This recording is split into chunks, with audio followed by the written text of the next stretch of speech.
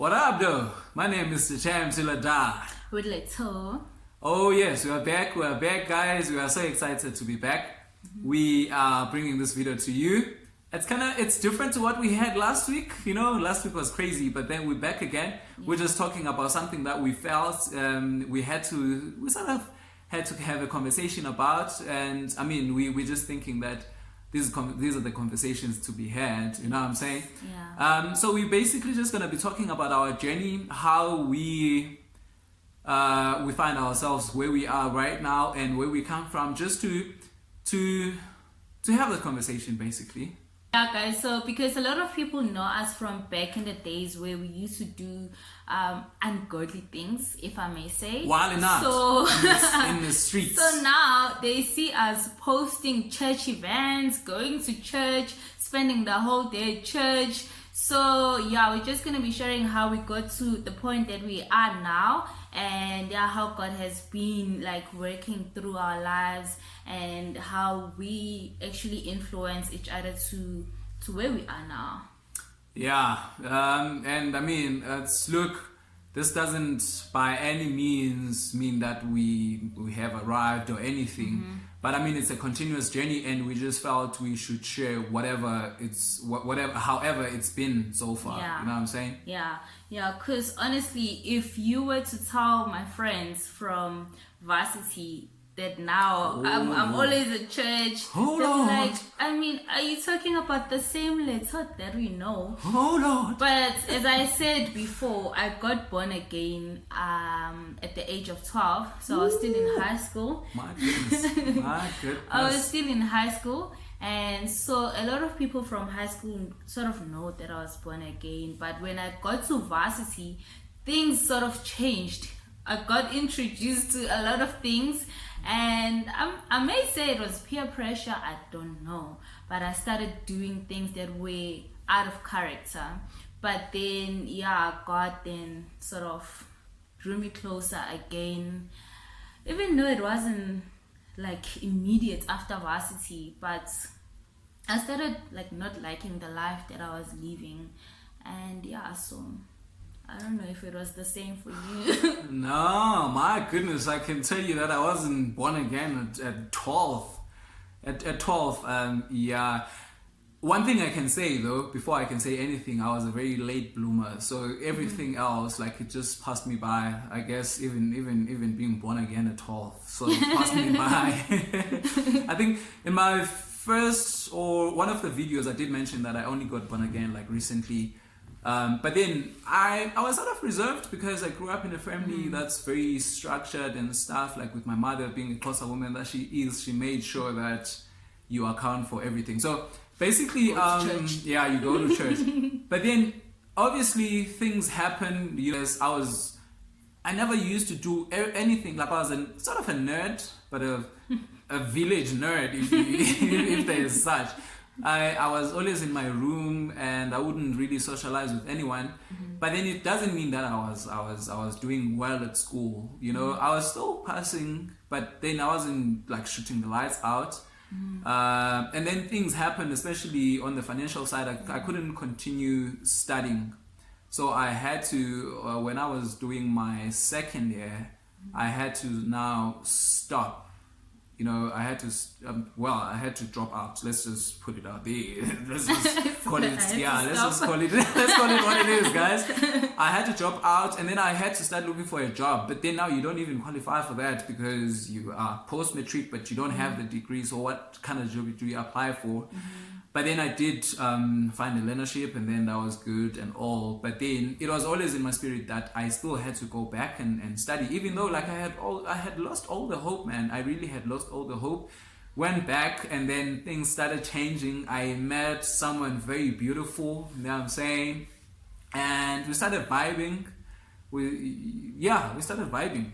I don't know if she agrees because I was looking at her face. We did start vibing. I mean, it was such a beautiful journey, but it didn't start out nice because I think both of us were sort of holding back, but eventually we did.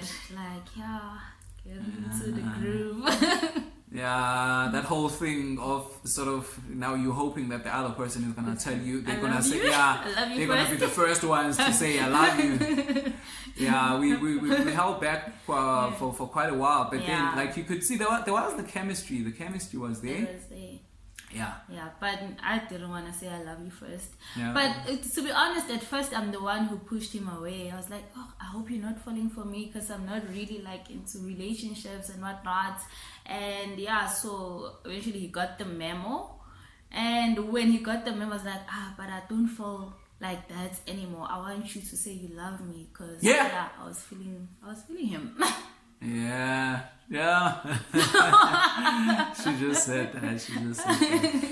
But then now, guys, I think what the point that we trying to drive here is actually how now, as much as it was all nice. I mean, I was excited by the fact that I went back to finish what I had started, which was my studies the same year. On my second last exam, I meet her, and then I get my degree. I get to graduate the following year, and then I come out with a degree and love. I mean, I can say that. Yeah. But then it wasn't. You had to go back. I had to go back, but then I didn't understand why I had to go back at the time. Yeah. And then through that, though, there were some challenges. Yeah, because there was a lot of.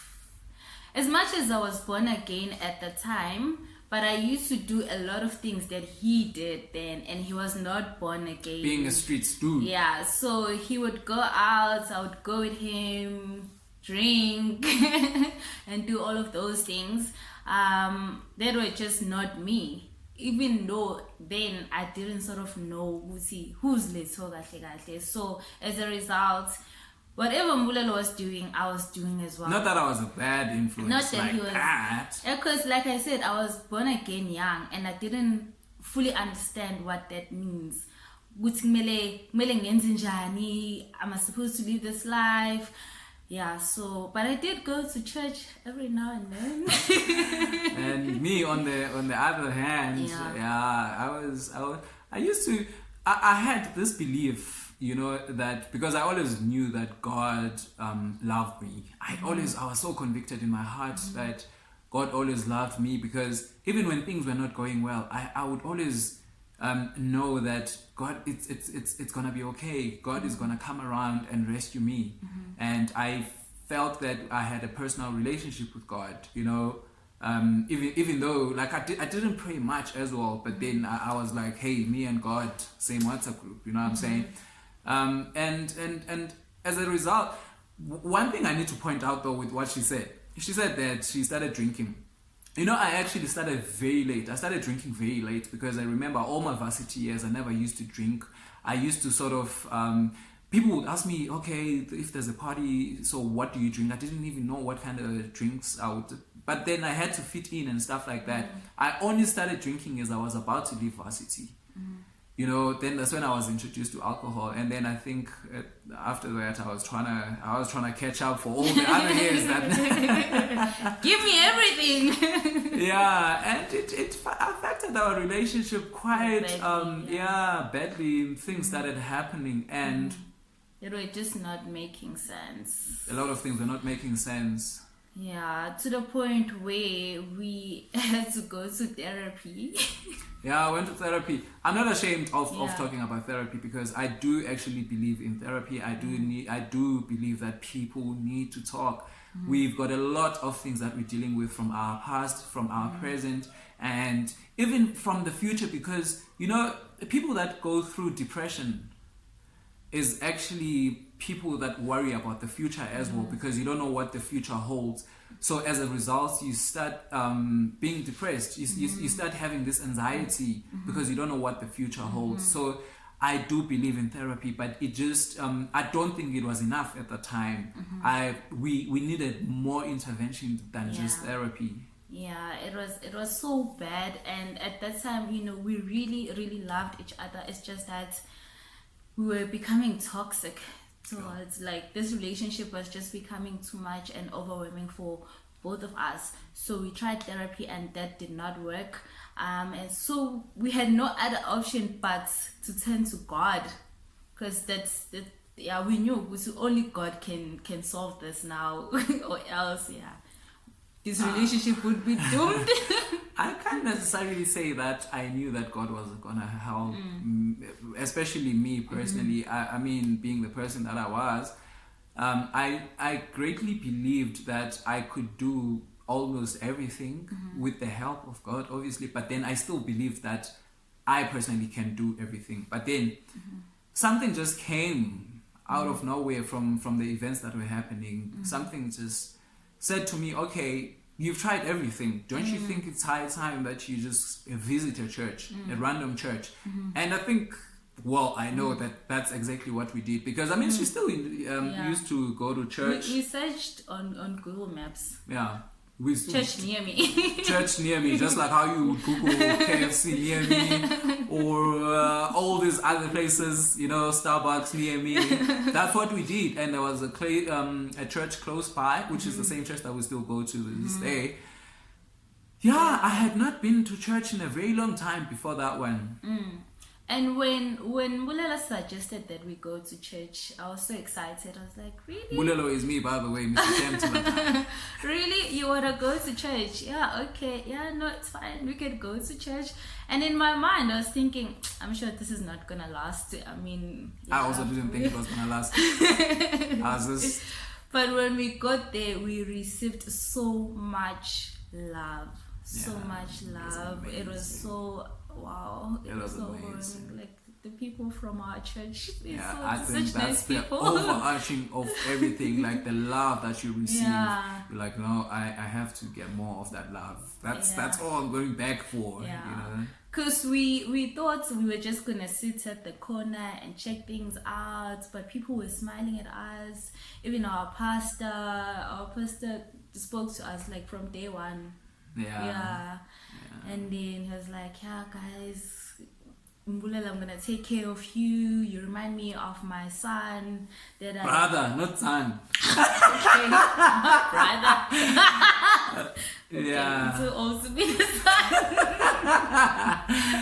This is not a very old pastor, guys. So he said, you remind me of my brother. I thought you were him as I was preaching. That's what he said. That was very touching, by the way. That changed my life. I think I need to take over from there. Thank you very much. that I have to say, guys, that changed everything. I think I hadn't heard those words from anyone, actually. When someone, especially a male figure, I do have a father that I love so much and he loves me, but then you know how the old school generation is.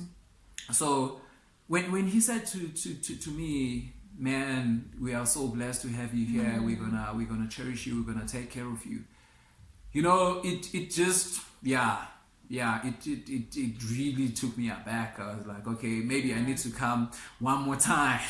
One more time. And I mean, I'm still on that one more time to this day. This was 2017, by the way. It was 2017.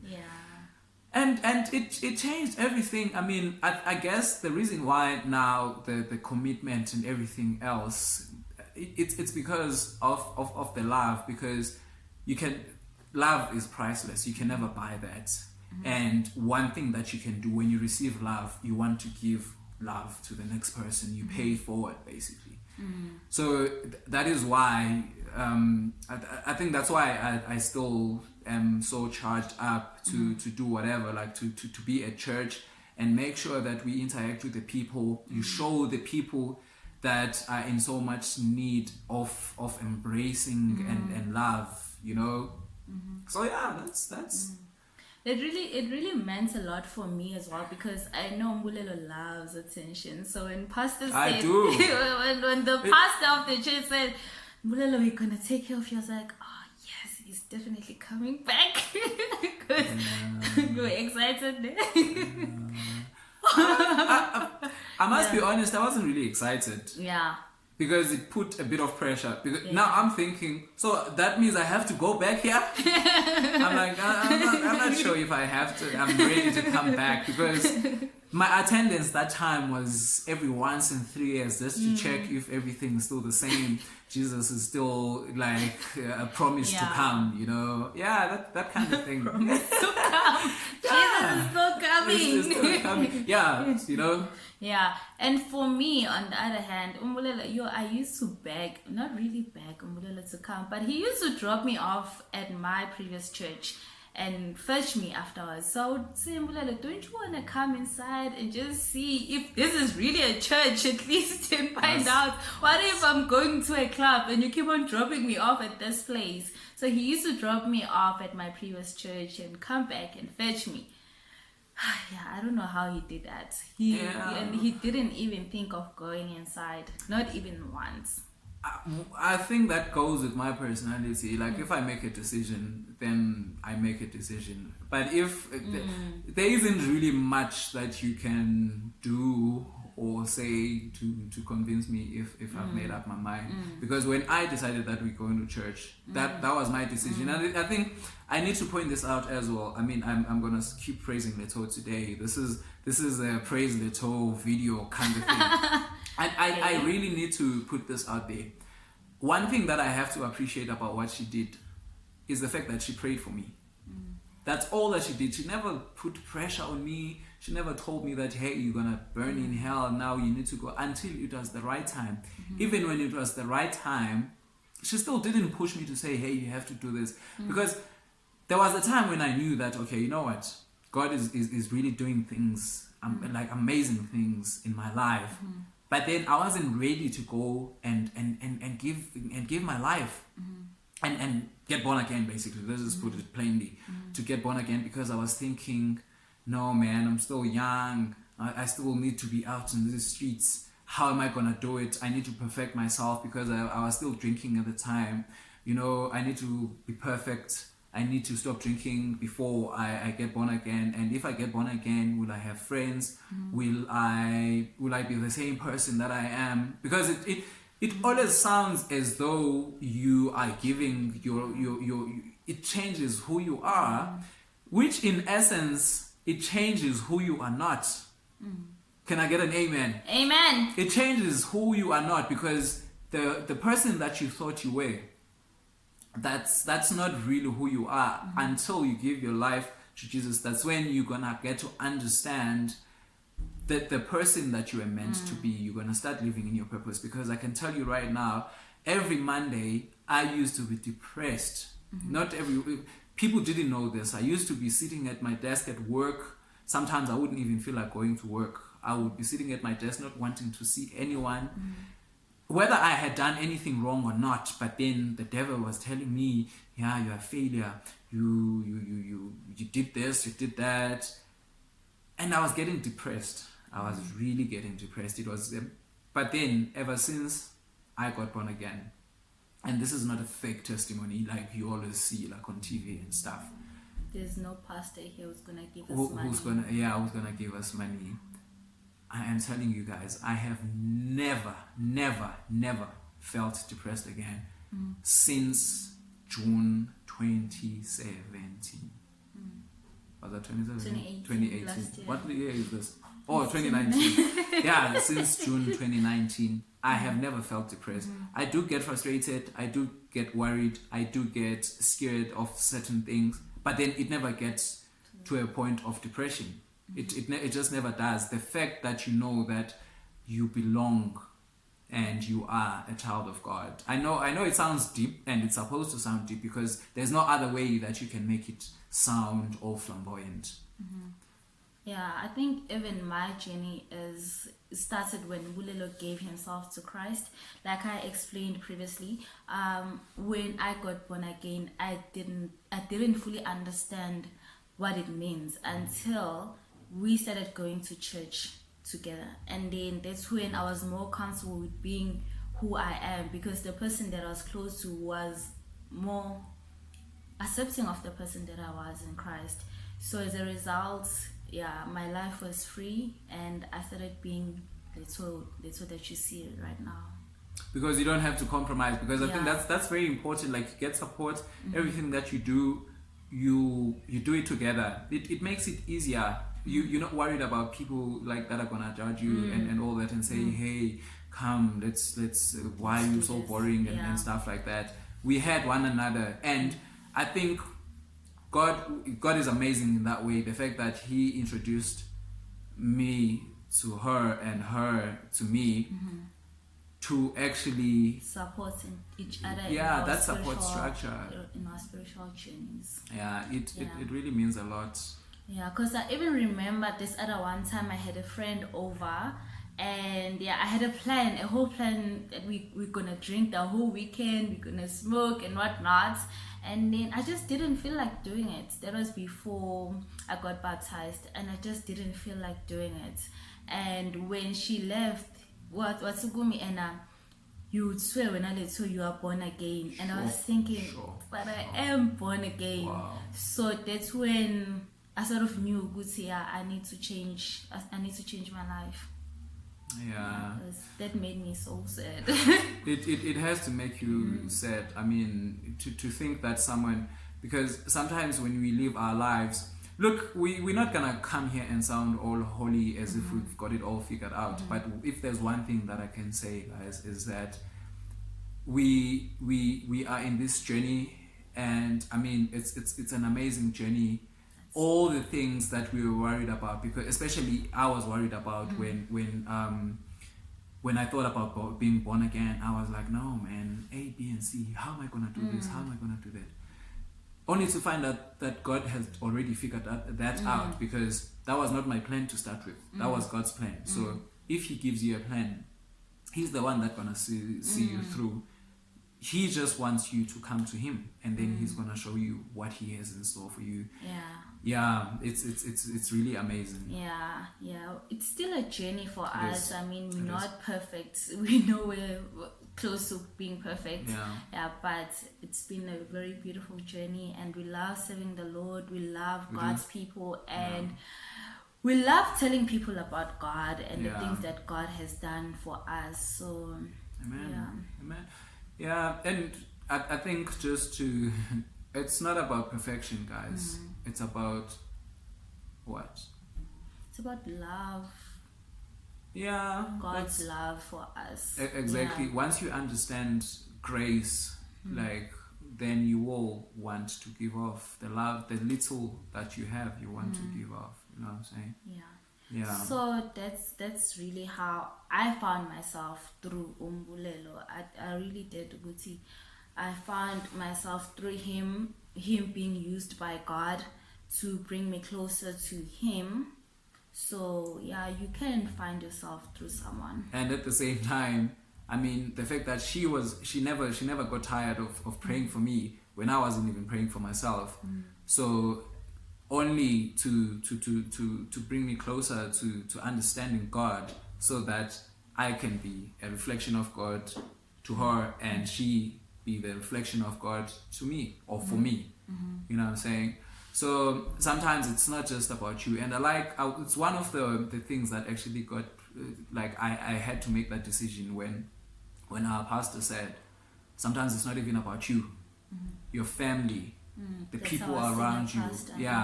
The people are around you.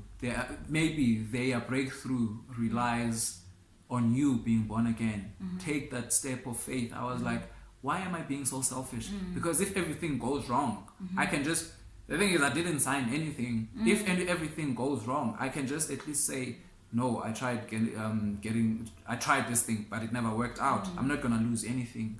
You know what I'm saying? So for me, that was that. It was that I didn't want to be selfish. I had to make sure that people around me don't now suffer because of my selfishness. I guess that is it, guys. Let's have a discussion on this. You know what I'm saying? It's not the most exciting topic, but I can promise you it is a very relevant topic, because you have a lot of young people. Sometimes God will speak to you, and yes, God is going to speak to you. You feel something very impressed in your heart. But then whenever you feel about this, someone else is going to come and say, no, man, you're still young. You're only 21. Why would you want to do that to your life? As if it's for older people. That's not what it's about. You know what I'm saying? And you don't have to wait until you are perfect. Exactly. God doesn't want perfect people. No, Yeah. not at all. Because if you're perfect, then you don't need Then God. you don't. Yeah. You can just do it on your own. Yeah, do it on your own. Yeah, do it So on your yeah. own. So Let us engage. We would really love to hear your opinions on this one in terms of like what's going on. How has your journey been? What are you scared of? What did you learn anything? Would you teach us anything as well? Like, we will appreciate any sort of interaction so that we grow in this, you know, because I want to tell you something before we leave. Whether it's now or 30 years later, God is still going to call you, and you are going to have to heed that call. And when you think about it, you're going to be like, oh wow, if I had known any better when I was still younger, then I would have done this. Amen.